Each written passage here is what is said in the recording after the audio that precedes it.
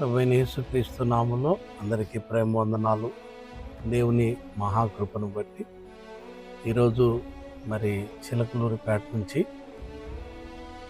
చీరాల దగ్గర ఉన్నటువంటి స్టూవర్టుపురం ప్రాంతానికి రావడం జరిగింది.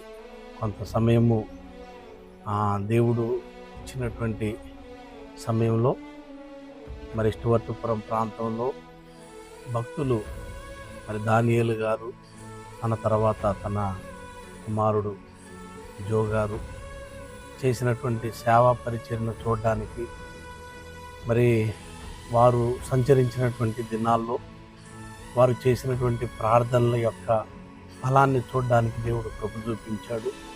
అంత మాత్రమే కాదు, ఈరోజు దేవుని సన్నిధిలో కొంత సమయం ప్రార్థించి మరి దేవుని ఆశీర్వాదాన్ని పొందే భాగ్యాన్ని ప్రభు ఇచ్చాడు. దేవుని కృపలో ఆనాటి భక్తులందరూ కూడా దేవుని చేతిలో బలంగా వాడబడ్డారు. బైబిల్ గ్రంథంలో ఒక వాక్యము మనకు తెలుసు, భూమి మీద ఉన్న భక్తులే శ్రేష్ఠులు, వారు నాకు కేవలం ఇష్టలని. అంతగా భక్తులు దేవునికి ఇష్టలుగా ఉండడానికి గల కారణం ఏంటి అనంటే, ఆ భక్తులు తమను తాము దేవుని సన్నిధిలో దేవుని బలిపీఠం మీద తమకు తాము అప్పగించుకున్నారు. ఎక్కడ కూడా వారిలో వారి బలాన్ని బట్టి, వాళ్ళ జ్ఞానాన్ని బట్టి, వాళ్ళకున్నటువంటి ధనాన్ని బట్టి అతిశయించకుండా వారు దేవుణ్ణి బట్టి అతిశయించి వారు బలిపీఠం మీద తమను తాము అర్పించుకున్నారు. అది దేవునికి చాలా ఇష్టం.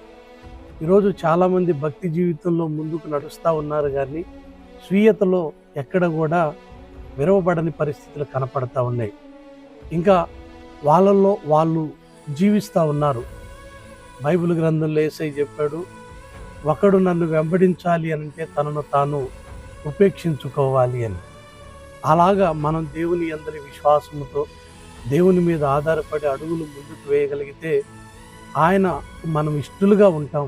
అంత మాత్రమే కాదు, మనం చేసేటువంటి ప్రార్థనలైనా పరిచర్య అయినా దేవుని ద్వారా దీవించబడుతుంది. పిల్లరా, ఆనాటి భక్తులందరూ కూడా అలాగ దేవునికి ఇష్టలుగా దేవుని చిత్తము కొరకే ప్రయాసపడ్డారు. ఎన్నో రకాల శ్రమలు ఎదుర్కొన్నారు, ఎన్నో రకాల అవమానాలు ఎదుర్కొన్నారు, ఎన్నో రకాల ప్రతికూలమైన పరిస్థితులలో వారు ప్రయాణం చేసి వారు ఎవరి వైపు చూశారు అనంటే దేవుని వైపు చూశారు.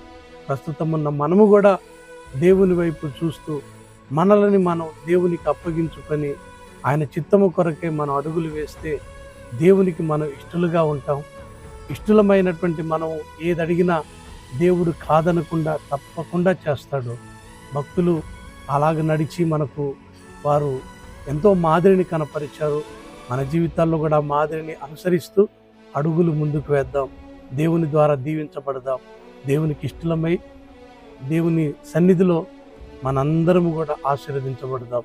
అట్టి కృపను దేవుడు మనకు అనుగ్రహించునుగాక. ఆమేన్. Praise the lord.